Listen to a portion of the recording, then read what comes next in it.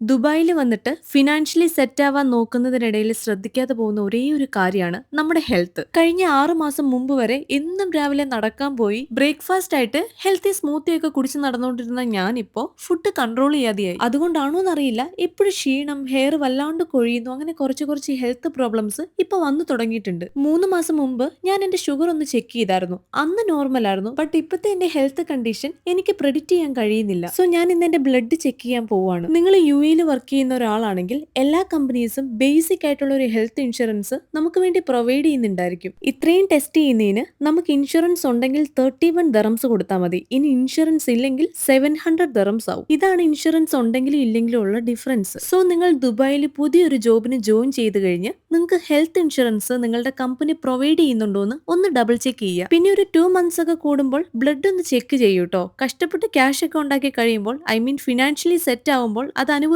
നമ്മളൂടെ വേണം. അല്ലെങ്കിൽ ഉണ്ടാക്കി വെച്ചിരിക്കുന്ന ബക്കറ്റ് ലിസ്റ്റ് ഒക്കെ വെറുതെ ആവും. വീഡിയോ ഇഷ്ടപ്പെട്ടാൽ ഫോളോ ചെയ്യുക. അപ്പൊ ഇന്നത്രേ ഉള്ളൂ. Bye bye.